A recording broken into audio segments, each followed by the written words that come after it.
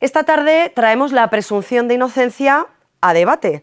Tras las polémicas declaraciones de la vicepresidenta del Gobierno, María Jesús Montero, al hilo de la absolución que el Tribunal Superior de Justicia de Cataluña ha dictado en el caso del futbolista Dani Alves, han saltado todas las alarmas. Y para comentar esta cuestión y cómo afecta a uno de los pilares fundamentales del Estado de Derecho, contamos esta tarde en nuestra redacción con la abogada penalista Bárbara Arroyo, bienvenida, María. Con la fiscal, miembro de la directiva de la ejecutiva de la Asociación Mayoritaria de Fiscales, de la AF, Rosa Frías, buenas tardes, bienvenida, Buenas tardes. Y también con la secretaria general de la Fundación Hay Derechos, a que ustedes conocerán seguramente, entre otros estudios muy pormenorizados, porque fue la que pleiteó contra el nombramiento que resultó anulado de la expresidenta del Consejo de Estado, Magdalena Valerio. Bienvenida, Elisa de la Nuez. Bienvenida, Elisa. Con ellas arrancamos con una pregunta sencilla y directa. ¿Es consciente María Jesús Montero, cuando hace las afirmaciones que hace, de la gravedad de anteponer una declaración, una versión, un relato sobre la presunción de inocencia? Empiezo yo, si queréis, como estábamos antes hablando de eso. Yo creo que no es muy consciente, es decir, que estás en un meeting, ¿no?, y te vas animando y de repente dices algo que yo creo que nos ha dejado, por lo menos a todos los juristas españoles, absolutamente alucinados, ¿no? Y quiero creer que efectivamente bueno, que se le ha calentado la boca, por así decirlo, y que no ha pensado bien lo que estaba diciendo, y quizá ahora, frente a la reacción que yo creo que ha sido muy unánime, ¿no?, por lo menos de los juristas españoles, quizás sí ahora se ha dado cuenta de que realmente lo que estaba diciendo era poner en duda un principio esencial, un pilar fundamental del Estado de Derecho, como es el derecho a la presunción de inocencia, que además es un derecho fundamental de nuestra Constitución. Quiero creer eso. Rosa, ¿estás de acuerdo? Estoy de acuerdo. Yo al principio también pensé que podía ser un calentón de un mitin político y demás, pero al principio no se retractó de sus palabras. Fue luego cuando hubo una reacción por parte de todas las asociaciones de jueces y de fiscales, que es una de las pocas ocasiones que nos hemos podido poner de acuerdo, dada la gravedad de las manifestaciones que hizo en ese mitin político, y la reacción del Consejo General del Poder Judicial, cuando María Jesús Montero parece que se ha retractado un poco de lo que fue el ataque directo a la presunción de inocencia. Lo que ocurre es que yo considero que esas declaraciones que hizo en el mitin político iban un poco más allá, iban un poco al ataque que tienen permanentemente a la independencia del Poder Judicial. ¿Era una forma de presionar a los jueces, a los próximos que tendrán que revisar esta sentencia, porque ya ha anunciado la Fiscalía que la recurrirá al Supremo? ¿Era una advertencia a casos análogos que se puedan dar próximamente, que seguro que los habrá, porque bueno, es un delito delito tipificado? El tipificado. Gobierno lleva ya tiempo presionando a los jueces de mil maneras. Yo creo que sí, y no solo María Jesús Montero, sino también Ana Redondo, que le ha mandado un mensaje al Tribunal Supremo y a Fiscalía, al garante de la legalidad. Bueno, ya sabemos de quién depende Fiscalía, ya lo dijo el 1, pero más allá de que fuese un mensaje, por supuesto, yo creo, más que el hecho de que ella se haya dado cuenta, ¿no?, de la metedura de pata y tal, yo creo que ni siquiera se ha dado cuenta de la metedura de pata. Yo es que la creo bastante más analfabeta, en mi opinión, de lo que la creéis vosotras. Yo creo que ni siquiera en estos momentos entiende la gravedad de lo que dijo. Creo que la han obligado, la han indicado que retroceda, pero ni siquiera retrocediendo creo que entendió por qué tenía que retroceder, porque dijo algo así como que, bueno, yo por supuesto que estoy de acuerdo con la presunción de inocencia, yo no quise decir eso. O sea, creo que le han indicado que retroceda, pero que no entiende ni lo que dijo, o sea, ni el significado de lo que dijo, ni el significado de su retroceso. ¿Por qué es tan importante la presunción de inocencia? Vamos a explicárselo a nuestros espectadores. ¿Por qué hay que mantener esa inocencia hasta que se demuestre lo contrario en un proceso penal con pruebas y con garantías que también asisten a los acusados? Sí, yo creo que eso es una pregunta muy interesante, porque Claro, uno da por sentado principios básicos de nuestro ordenamiento jurídico y casi diría de nuestra civilización, ¿no? Como es el de la presunción de inocencia. Entonces, conviene recordar que no siempre ha sido así, que durante muchos años, digamos, lo que había era más bien una presunción de culpabilidad, y es una gran conquista básicamente de la Ilustración, porque ahí empieza la idea de que no, de que realmente hay que presumir a todo el mundo inocente, y que solo si en un procedimiento con las debidas garantías se consigue, digamos, que alguien demostrar esa culpabilidad, entonces se le puede declarar culpable. Y ese cambio, que insisto, claro, yo he reflexionado también estos días pensando algo que parece ya que está consagrado, ¿no? Y que es algo que no se pone en duda, de repente dices, uy, esto ahora parece, como tantas cosas desgraciadamente del Estado de Derecho, que también está en duda. Entonces hay una frase que a mí me gusta mucho repetir, que es una idea de Voltaire, que siempre es mucho mejor que vaya un culpable pueda quedar absuelto que 100 inocentes puedan ser condenados. Y esa es la idea básica, que es pensar que es mucho mejor, de verdad, no poder condenar nunca a un inocente, que alguna vez puede pasar efectivamente, gracias a la presunción de inocencia, que un culpable salga absuelto. Y es una idea muy transformadora, muy radical, y que, como digo, está en la base de lo que es un Estado de Derecho. Está, por supuesto, en la Constitución española, como he dicho antes, pero está en la Carta de Derechos de las Naciones Unidas, está en la Convención Europea de Derechos. Es decir, es algo que yo Sí, misma es me he un dado derecho cuenta. humano, más allá de un derecho Es un derecho fundamental, fundamental, es un derecho humano. es un derecho humano. Y como te digo, es una gran conquista de la civilización, y pensar que podemos estar retrocediendo en eso, a mí realmente estos Yo no días creo he que estemos pensado, uy, retrocediendo, fíjate, yo no diría que estamos retrocediendo, son las palabras de María Jesús Montero. En fin, pero que dirigidas a un público, sí, dirigidas, sí, y a un bueno, público que en algún momento dirigidas a un puede público, ser pero no confundido. hay un solo jurista, como hablábamos antes, No, eso no es creo verdad. que haya un solo No, jurista eso en es este verdad. país que no haya puesto el grito en el cielo, ni siquiera ni una sola persona inteligente que haya puesto el grito en el cielo. Se está dirigiendo a un público, sí, pero en realidad no creo que esté en cuestión la presunción de inocencia en nuestro país, porque de hecho tanto la mitad del gobierno como la familia de Sánchez, como el fiscal general del Estado, bueno, pues invocan la presunción de inocencia, incluso sus votantes invocan la presunción de inocencia, incluso los periodistas en nómina de estos señores también invocan la presunción de inocencia. Entonces no creo que sea el principio de presunción de inocencia lo que está ahora mismo en duda o que se haya machacado.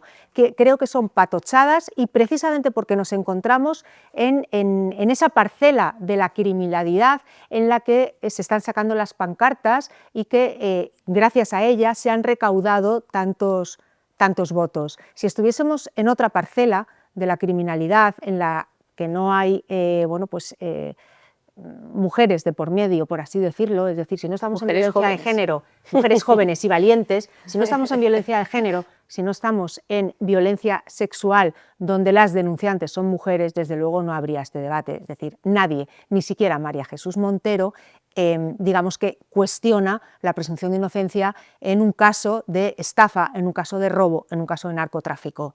No lo hace. Lo hace en este caso concreto, porque es el caso de las pancartas. Lo mismo pasó con la manada, y luego además se arrogaron el éxito de decir que gracias a la manada no. La manada ha sido condenada por el Tribunal Supremo a 18 años de prisión, que elevó la pena el Tribunal Supremo con el Código Penal anterior. Entonces, ni siquiera es una conquista de esta gente, ni siquiera la reforma del Código Penal, esa infame reforma del sí es sí, ha arreglado nada en este país.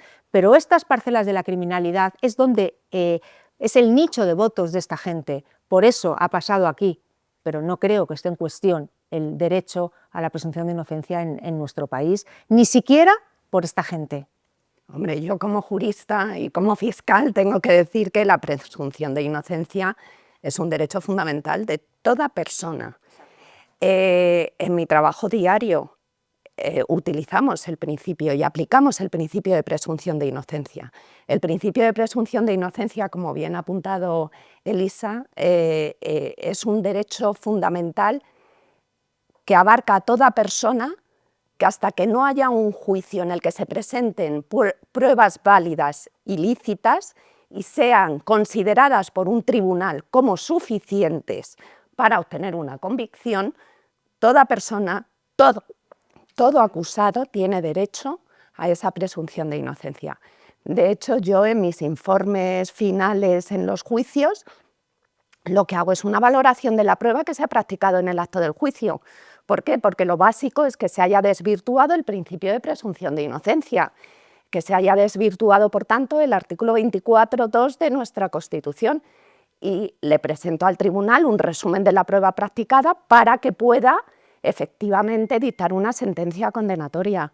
Entonces, para los penalistas y los que nos dedicamos al derecho penal, y yo como fiscal, el principio de presunción de inocencia es un principio básico de nuestro derecho y de todo el mundo, porque como ha anunciado Elisa, está regulado en el Convenio Europeo de Derechos Humanos, en la Carta Universal de Derechos Humanos, en el Convenio Europeo, con lo cual, y es admitido por el Tribunal Constitucional, por el Tribunal Supremo, además de manera unánime. No hay diferencias en la aplicación o en la interpretación del derecho o de la presunción de inocencia.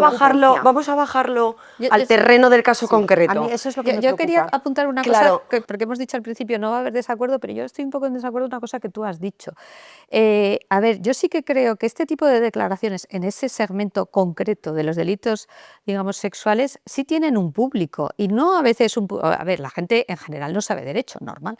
Y sí un público que puede pensar en base a ese tipo de declaraciones que en el ámbito concreto de los delitos sexuales, de agresión sexual, sí que digamos que es un poco lo que se apunta, el estándar tiene que ser diferente. Eso es un poco la idea. O sea, hay un estándar, digamos, para delimitar cuando puedes, digamos, desvirtuar la presunción de inocencia. Y lo que se está sugiriendo, y esto sí que creo que está más en el público en general, no digamos en los expertos, es, claro, pero en el tema de los delitos sexuales, que son delitos que se cometen en la intimidad normalmente, que no hay una prueba directa o es muy difícil, de alguna forma hay que relajar esos estándares de, bueno, qué es lo que es suficiente para desvirtuar la presunción de inocencia. Y yo creo que ese es un discurso muy peligroso y que yo creo que sí que puede calar, que es, vale, presunción de inocencia sí, pero tenemos que tener en cuenta de qué tipo de delitos hablamos, ¿no? Habréis oído de, es que, ¿qué pasa? ¿Que tengo que llevar una cámara para grabar cuando entro en el baño y no sé qué? Bueno, a lo mejor en estos casos tenemos que ser, entre comillas, más comprensivos con las acusaciones, con lo que dice esas chicas jóvenes, etcétera. Y yo creo que ese tipo de discurso que mantiene la idea básica de la presunción de inocencia, que estamos de acuerdo, tal, pero que de alguna forma la debilita o que la condiciona en estos casos, sí que puede tener un recorrido, y eso yo creo Pero que hay que igual esto- advertirlo. pero Quizás igual porque, esto- y por eso quería preguntar, precisamente, quizás porque se ha diluido en este tipo de delitos contra la libertad sexual, porque tienen una carga ideológica muy importante y una rentabilidad política o electoral que se ha comprobado en determinados momentos, ¿no?, de nuestra historia reciente, ha calado esa idea de, no, es que hay que creer a las víctimas. Sí, a las ¿No? mujeres hay que O sea, como creerlas. si la acusación en este caso fuese dogma de fe y como si los juzgados tuviesen que creer a ciegas. O una obligación superior. Efectivamente. Entonces quiero preguntaros para que quienes nos ven lo entiendan, porque vosotros trabajáis en los juzgados a diario, en el ámbito penal. Hay que creer a las víctimas, hay que creer a los acusados, son víctimas desde el principio, o sea, que compongáis un poco cuál es el escenario real y el que debe ser de un Estado de Derecho, como en un delito de robo o de ¿no?, En alzamiento nuestro de país, bienes. la carga de la prueba la tiene la acusación. Es decir, quien denuncia tiene que probar y se es denunciante hasta que no se demuestra lo que dices y hasta que no haya una condena.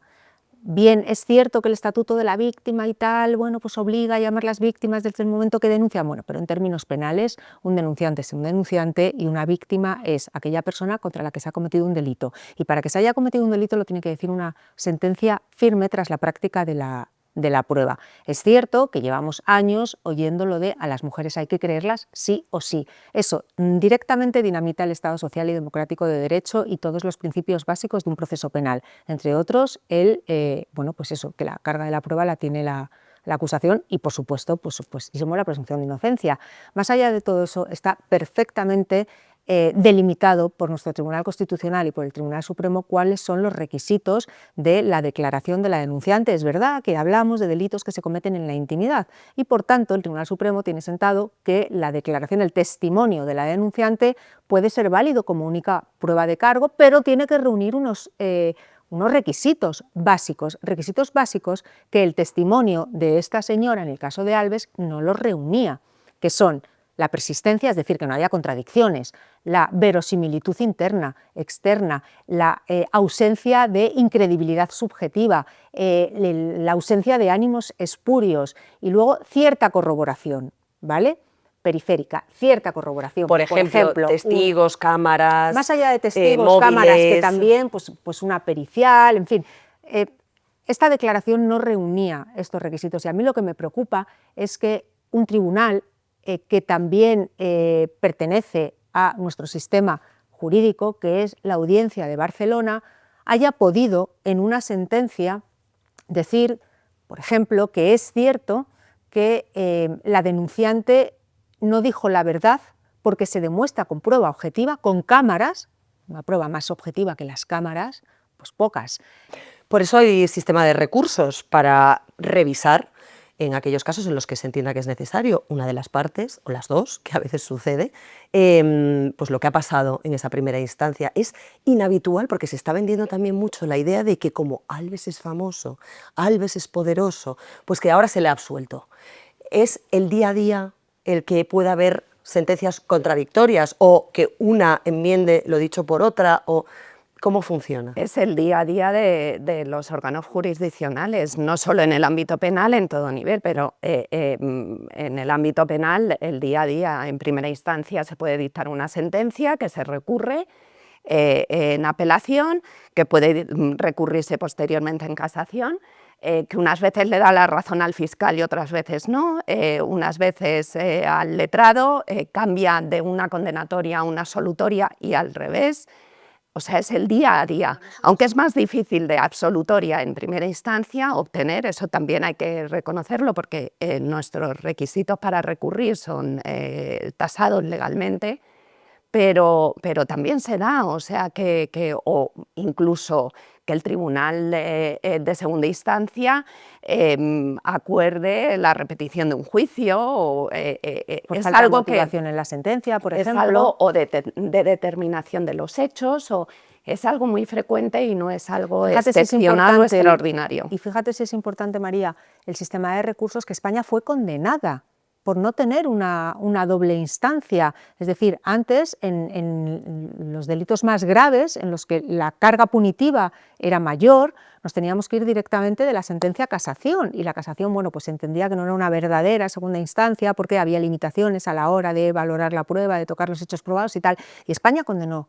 Europa condenó a España y le dijo, no, vas a meter una verdadera segunda instancia amplia, es decir, vas a meter una apelación por delante de la casación, para que un tribunal superior pueda, con absoluta amplitud, valorar otra vez la prueba, incluso modificar los hechos en base a una nueva revisión de la prueba. Y por eso se metió la apelación previa a la casación, de tal manera que ahora la casación es más restringida.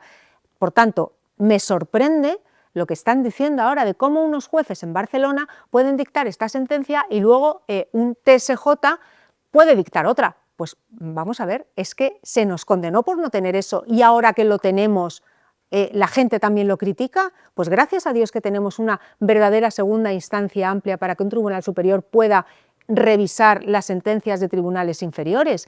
Bueno, yo quería añadir una cosa que has dicho, me parece que te has dicho, alguien ha dicho, porque este señor es un futbolista famoso. Yo creo que esto le ha perjudicado clarísimamente. Hombre. Porque eso pone, no digo porque la gente lo interpreta al revés. Ha sido al revés. Y digo, pero vamos a ver, si eso lo que hace es poner un foco en un caso que a lo mejor en otros supuestos pues sería un caso más para entendernos, poner un foco mediático y político que hace que seguramente los jueces se sientan, aunque al final sean independientes y actúen profesionalmente, pero sienten esa presión del foco mediático. Y yo creo que eso es una cosa que perjudica en este caso o en otros casos de personas famosas y no que favorece. Lo digo porque muchas veces parece, hombre, claro, como es un señor famoso, digo, no, si es que ser famoso yo creo que aquí te perjudica totalmente al poner un foco yo creo, en mi opinión, que en una situación que normal no se produciría. de Barcelona, pues a lo mejor, yo no me atrevo, a decir eso. Yo me atrevo. Porque yo soy una mujer que no soy joven, pero soy valiente. No, me atrevo a decir que la más audiencia allá de de eso Barcelona se ha sentido presionada, en mi opinión. Está claro que la presión social,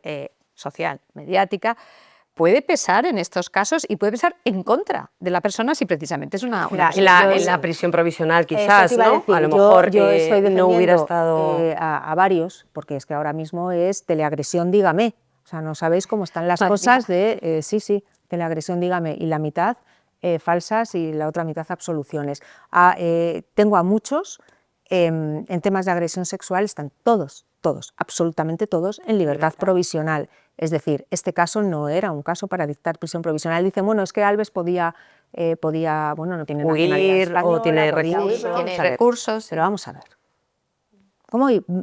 ¿En qué cabeza cabe que Alves pudiese huir teniendo toda su vida, sus hijos, su mujer, etcétera, etcétera? No, en mi opinión, fue por la presión mediática. Y en mi opinión, como os decía, también creo que la Audiencia de Barcelona no se atrevió a absolver, porque mira lo que le pasó a la Audiencia de Pamplona cuando condenó por abuso y no agresión. ¿Qué pasó? Pancartas en las calles, insultos continuamente, el magistrado que hizo el voto particular, pintadas, amenazado, en fin, bueno, pues yo creo que sinceramente la Audiencia de Barcelona no se ha atrevido. Y creo que el TSJ de Cataluña ha sido valiente y además son 3 magistradas, no es que esto hay que decirlo, María, 3 magistradas y un magistrado en pleno. Lo digo por eso de jueces machirulos. Por eso quería yo preguntaros, te quería- porque yo te quería se ha puesto matizar. mucho el foco, ¿no?, en la composición del tribunal y el sexo de los magistrados que componen el tribunal, como si eso determinase la mayor o menor, o el mayor o menor acierto al dictar sentencias, ¿no? Eso también es bastante peligroso. Peligrosísimo, peligroso no, peligrosísimo. Yo creo que como mujer no varía mi concepción respecto al derecho penal que la de uno de mis compañeros. Mi actuación debe estar guiada siempre por el principio de legalidad, aplicar las leyes e interpretarlas conforme a nuestra legislación y jurisprudencia, o sea que es que no afecta. Yo sí que quiero matizar un poco las palabras que ha dicho Bárbara, porque no estoy de acuerdo con ella. Lo que no podemos decir es que lo ha hecho fenomenal el TSJ porque nos gusta mucho lo que ha dicho el TSJ y demonizar, Ni me gusta ni no me gusta. demonizar a la Audiencia Provincial de Barcelona. Yo creo que si creemos en el derecho penal, creemos en nuestro sistema, creemos en el principio de presunción de inocencia, hay que también creer en la función jurisdiccional y no atacar la independencia judicial. La Audiencia de Barcelona, en la interpretación que ha hecho, en la valoración que ha hecho de la prueba que se presentó ante ella, que además fue inmediata ante ellos, pues hizo una valoración de la prueba que tenía y dictó una sentencia condenatoria.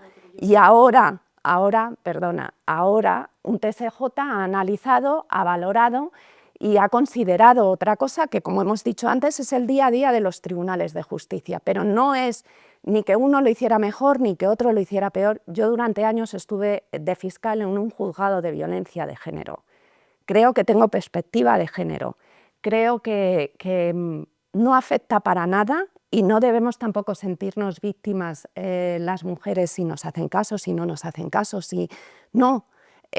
Yo creo que en los tribunales de justicia hay que hacer avances, por supuesto. Hemos dejado atrás una interpretación que había en el caso de agresiones sexuales, gracias a Dios, que antes era muy difícil obtener una condena porque si la mujer provocaba o no provocaba, gracias a Dios todo eso se ha eliminado de nuestra mentalidad y de lo que es la realidad social y la realidad jurídica de los tribunales de justicia. Pero tampoco hay que demonizar un poco, si se hace una valoración o se hace otra. Precisamente los instrumentos que tiene nuestro Estado de Derecho, nuestra legislación nos permite hacer valoraciones que muchas veces nos pueden sorprender o pueden llegar a tocar determinadas sensibilidades, pero no por eso son mejores o peores. ¿Creéis precisamente que al hilo de este tipo de casos mediáticos, en los que el detalle, el pormenor, lo que estaba explicando Bárbara, el fondo, las discrepancias, dónde entran unos y otros, es ajeno a la mayoría de la sociedad, que no tiene por qué tener esos conocimientos técnicos, jurídicos tan estrictos? ¿Es un campo abonado para el populismo, para la confusión, para polarizar, para la polarización. ¿Creéis que eso perjudica al sistema judicial español? Hombre, sin duda, yo creo que este es un caso clarísimo, pero es que no sé, hay muchísimos. O sea, en el momento que estos casos, que pasan de ser, como bien habéis dicho, y estoy de acuerdo con las dos, quiero decir, tanto con la idea de que se puede revisar una sentencia y no pasa nada, con lo que tú has apuntado, que evidentemente eres penalista y yo no, pero la idea de que esto lo podemos transformar, un juicio técnico, riguroso, profesional, con independencia del resultado, lo podemos transformar en algo así como un juicio mediático, es una cosa tremenda, porque como es lógico, la mayor parte de la gente y la mayor parte de los periodistas no conocen los entresijos ni los tecnicismos, y es lógico, es como si yo me ponga a discutir de arquitectura o de medicina, ¿no? Entonces, que eso se utilice como un, digamos, plato mediático más, vamos a decirlo así, en las teles, en las tertulias, en los medios, por gente que obviamente, y no lo digo en mal plan, lo digo, no tiene la capacidad técnica de analizar eso con propiedad, es tremendo, eso es populismo puro y duro. Entonces, claro, nos encontramos con declaraciones en los medios de periodistas absolutamente disparatadas, muchas veces por ignorancia y a veces también por interés, porque como esto, como bien habéis dicho, tiene un componente, digamos, subyacente, claro, ideológico, este u otro cualquiera, me da igual el fiscal general, que el juez Peinado, lo que sea. Pues claro, al final estás haciendo un juicio enteramente en términos populistas, es decir, sin rigor, sin atender a los procedimientos, además con mucha idea conspiranoica, que yo solo odio, ¿no? De, es que claro, porque esto ha pasado, porque no sé qué, dice, no, mira, ha pasado porque hay otra sentencia, hay un recurso, o sea, y cuando das este tipo de explicaciones, y yo, con perdón, es que me canso de dar este tipo de explicaciones, es, bueno, no, estos son el día a día, como decís vosotros, de nuestra profesión.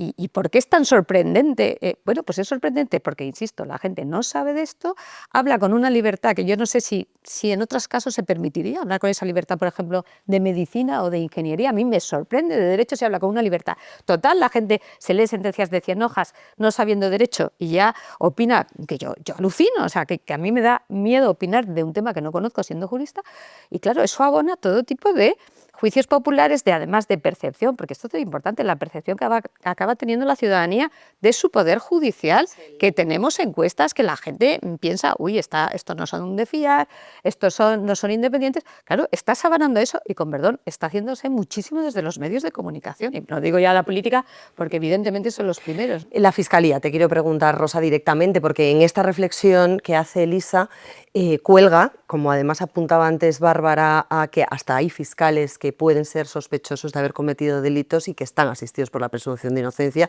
que es, digamos, el nexo conductor de nuestro debate de hoy. Pero, Fiscal General del Estado, la Fiscalía, que sé que os afecta a vosotros específicamente, ¿cómo se explica a los ciudadanos que un fiscal general del Estado, que tiene que defender la legalidad y cumplirla escrupulosamente, como tú bien decías, que está inmerso en un procedimiento penal, no condenado, por supuesto, todavía ni siquiera procesado, investigado, cabe que siga en su puesto y que la credibilidad de la Fiscalía, la imparcialidad, la independencia, la autonomía de la que debería gozar sea una apariencia frente a los ciudadanos?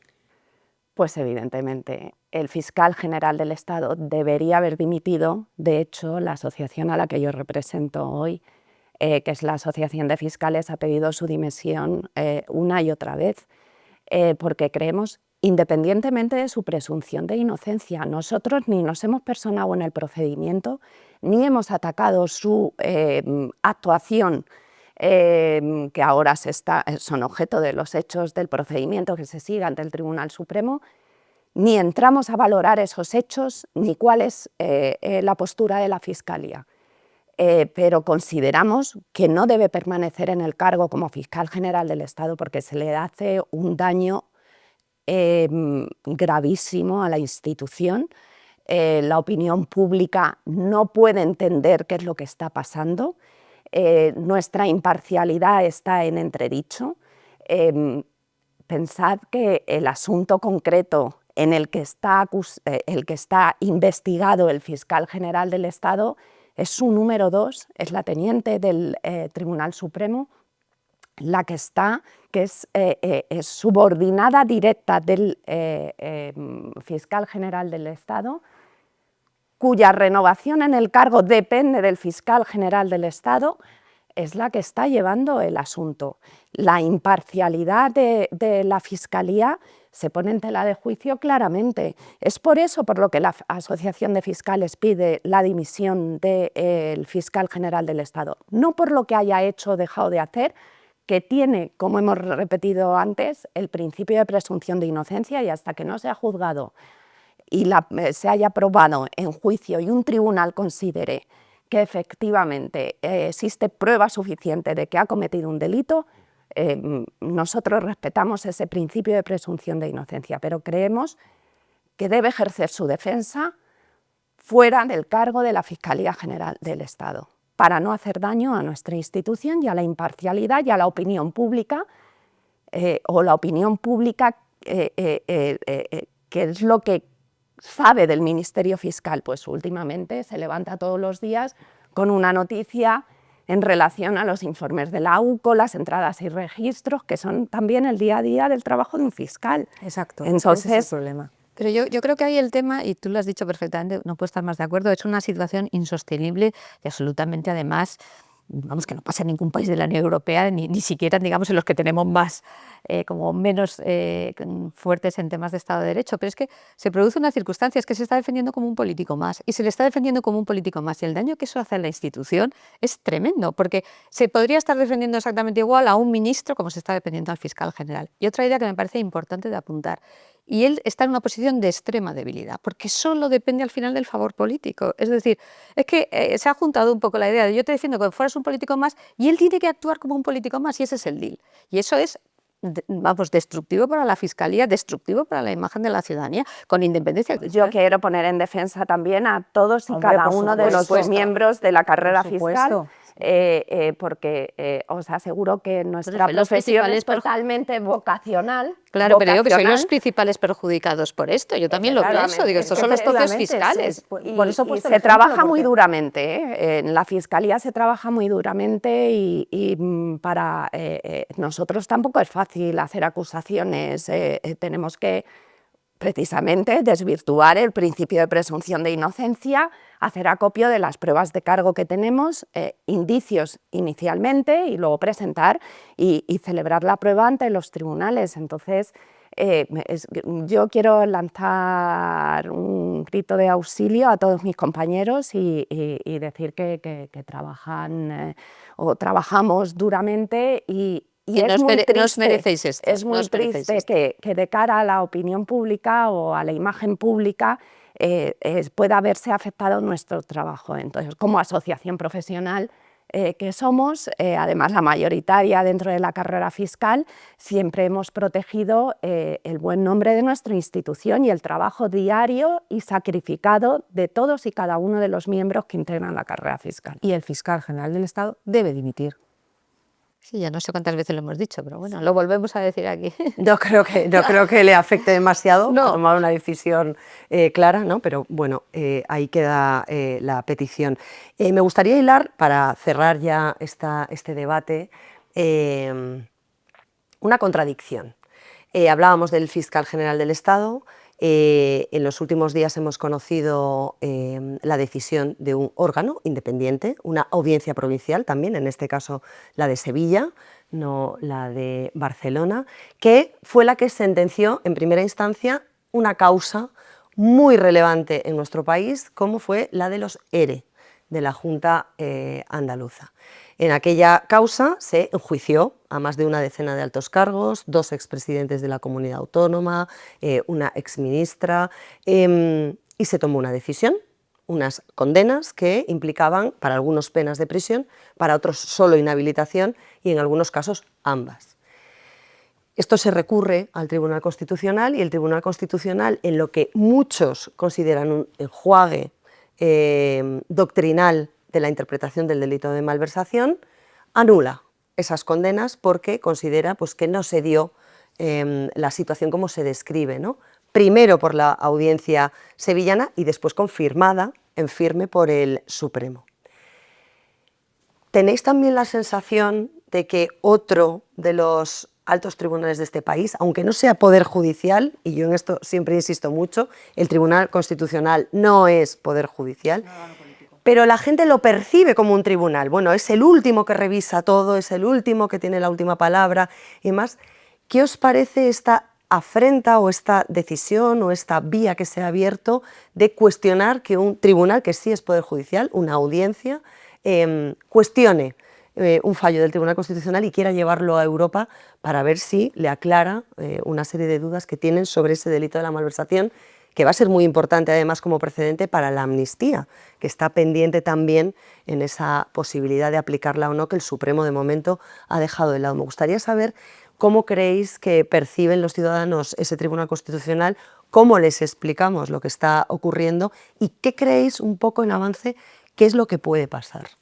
Bueno, yo si queréis rompo un poco el fuego. Yo creo que lo primero que habría que explicar es que la posibilidad de acudir a la justicia europea es una posibilidad que deriva de la primacía del derecho europeo y que de nuevo es algo, no diría que tan ordinario como recurrir en segunda instancia, pero relativamente frecuente. Es decir, que no es una cosa que digas nunca ha pasado. No ha pasado nunca en relación con el Tribunal Constitucional, pero en relación con otros órganos judiciales. Entonces, primero volvernos a situar en un modelo donde puede ser perfectamente posible, y hay precedentes de otros países, no en España, donde se plantean este tipo de cuestiones en relación con decisiones de sus tribunales constitucionales. Digamos que no es algo que digas, ah, Dios mío, no, esto para sentarlo por un lado. Segunda idea, Tribunal Constitucional. Tribunal Constitucional, yo creo que la imagen que se transmite es de una gran politización y no me voy a meter ahora en nada, sino sencillamente si cada vez que tienen un caso de importancia política y mediática resuelven por bloques, a mí ya no me tienen que decir nada más. No me tienen que decir nada más, ni a mí ni a ningún ciudadano con un poquito de información, porque quiere decir que sistemáticamente en los asuntos de trascendencia política o mediática tenemos antes era 7-4 y ahora es 7-5, que es los bloques, digamos, actuales. Claro. Para un ciudadano de a pie, la imagen que da es, estos señores están reproduciendo unas mayorías, más o menos, que además alguna vez se dice expresamente, el Tribunal Constitucional tiene que reproducir las mayorías del Parlamento. Pues para eso, como digo yo, nos sobra el Tribunal Constitucional, porque que yo sepa, la Constitución no hay ninguna tercera cámara. Entonces, es el propio funcionamiento del Tribunal Constitucional el que está transmitiendo esa politización y esa falta, digamos, de... Ya no diría tanto de independencia, porque efectivamente es un órgano político por el origen y no pasa nada, pero se supone que para eso nombras magistrados de una cierta competencia profesional, académicos, jueces del Tribunal Supremo, lo que sea, para que precisamente tomen decisiones, digamos, fundadas técnicamente y jurídicamente. Si me vas a adoptar la misma decisión que te dicen, por así decirlo, tus patronos políticos de un lado o de otro, pues claro, la imagen que das es la que es. Y yo creo que eso, no sé si la gente es consciente de lo que supone. De nuevo, digo, la gente, me refiero quizá más a los políticos, cargarse la credibilidad de un Tribunal Constitucional, que es lo que está pasando. Es decir, ya que el Tribunal Constitucional, bueno, si ya, con perdón, ¿hay alguno de nosotros tiene alguna duda de lo que va a decir el Tribunal Constitucional y en qué porcentaje o qué bloques en la ley de amnistía? Pero ¿sabes lo que es lo que Entonces, claro, es dices, más bueno, grave? pues... Lo que todavía es más grave es que ninguno de nosotros tenemos ninguna duda de lo que va a decir el Tribunal Constitucional en el tema de la amnistía ni en ningún tema político. Y además, Pero ¿en qué porcentaje? Como te digo, es que además sabemos que en el resto de casos que no son políticos, el Tribunal Constitucional va a inadmitir. Ah, bueno, los recursos de amparo de todo el mundo, Los menos recursos de los amparo de gente todo importante. ciudadano Sí. español. Sí. Porque el Tribunal Constitucional, claro, no nos olvidemos de que aparte de los temas políticos, aparte de ser un órgano político, mundo, claro, también es el garante de la Constitución. Es decir, cualquier ciudadano que crea vulnerados sus derechos fundamentales en un proceso puede acudir al Tribunal Constitucional a que el Tribunal Constitucional revise si efectivamente se han vulnerado los derechos constitucionales de ese ciudadano, de Pepito Pérez, de un robagallinas.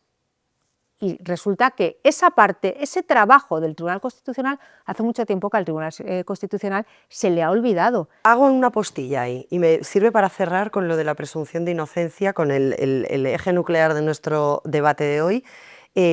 Una sentencia reciente, un amparo reciente que ha concedido el Tribunal Constitucional a una mujer, una ciudadana, no era política, no era famosa, no era poderosa aparentemente, que dice que se vulneró su derecho a ser considerada como víctima de violencia de género. Claro, hombre, claro, pero es que es un asunto político. Es que se iba a decir que es un asunto político. Bueno, me lo explicáis ahora, pero le voy a explicar a nuestros espectadores a qué me refiero. Hace unas semanas el Tribunal Constitucional revisa el amparo de una mujer que vive en el País Vasco con su hijo y su pareja. Toman la decisión de separarse la pareja y tienen un régimen de custodia para ese menor, que recordemos tiene que estar en el centro siempre del procedimiento y del interés. Y se fijan unas visitas para el padre y la custodia única para la madre, pero patria potestad compartida. Esta señora decide mudarse de ciudad con su hijo menor, sin pedir autorización al padre, de manera unilateral elige una residencia en La Coruña y se lleva al niño. Y el padre recurre a la justicia para decir, oiga, esto no puede ser, yo no puedo dejar de ver a mi hijo porque sí, porque alguien lo decida unilateralmente, porque el interés del menor, el bienestar del menor pasa por estar también con su padre. Hete aquí que hay una especie de conversación en la que al padre se le dice que si deja las cosas quietas lo tendrá más fácil y que si protesta mucho por esta nueva situación, pues se le presentará una denuncia por violencia de género, como sucede finalmente. El señor resulta absuelto de ese procedimiento penal en el que se le acusa de violencia de género. Y sin embargo, con esa absolución sobre la mesa, el Tribunal Constitucional da la razón, da amparo a esa mujer que se llevó a su hijo porque dice que no se tuvo en cuenta esa condición de víctima de violencia de género para no restaurar al menor al domicilio anterior. Es decir, si el Tribunal Constitucional vulnera la presunción de inocencia, ¿qué nos queda? Nada. Nada, tirarnos de los pelos. Las críticas a las resoluciones judiciales son legítimas. Claro. Perfecto, lo que le estamos pidiendo es que esas críticas estén fundadas en razones técnico-jurídicas y no en razones políticas, en razones de populismo, en razones mediáticas. Por eso yo decía pero que son antes criticables, que no es que la claro, como audiencia, cualquier cosa. no es que la audiencia de Barcelona me guste o no, no es que la sentencia de la audiencia de Barcelona me guste o no, es que la fundamentación de la sentencia de Barcelona me parece absolutamente contradictoria, vaga, Que vacía. te parece floja, vamos. No, me parece floja, no. nada, Me parece absurda y me parecía absurda cuando se dictó la sentencia, antes incluso de que se hiciese el recurso de apelación al TSJ, me parecía absurda.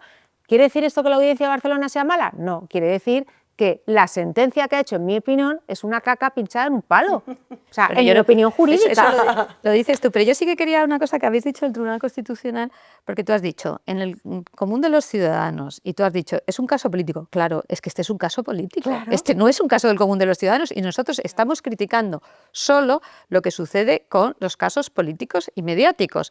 Yo lo que sucede con el resto de los ciudadanos, pues me alegro. Yo también estaba más en la idea Y que que la tenía excepción Bárbara de que confirma la inadmitían regla. mucho. Si tú dices que inadmiten menos, me alegro. No. Yo por número, por número Yo por número te digo que se admite, por eso digo se que yo admite sí, tanto por ciento. el 1%, sí, poquísimo. un 1%. Que en el 1% sean los Un casos más 1%. graves, me parece bien, pero bueno. Pero que- yo sí recalcaría la y idea además de... es que la excepción confirma la regla, es decir, que se admita un recurso amparo a un narcotraficante condenado por narcotráfico, pues hombre, es la excepción que confirma la regla. Pero bueno, Por que- ejemplo, quiero decir, es una excepción. Que se admitan demandas de amparo de ciudadanos de a pie es una excepción y tú lo sabes. Y tardan mucho, además. Y luego otra cosa Muchísimo. que sí quería decir en relación con este caso es que, claro, lo que a mí sí me llama la atención en este caso es cómo se retuerce la argumentación. Y eso sí que es una cosa eso que es. empieza a ser muy llamativo en resoluciones de este tipo. Exacto. Ahora me refiero a los del Tribunal Constitucional. Es decir, Sí. usted tiene más o menos una doctrina, porque hombre, el Tribunal Constitucional tiene años, tienes una doctrina más o menos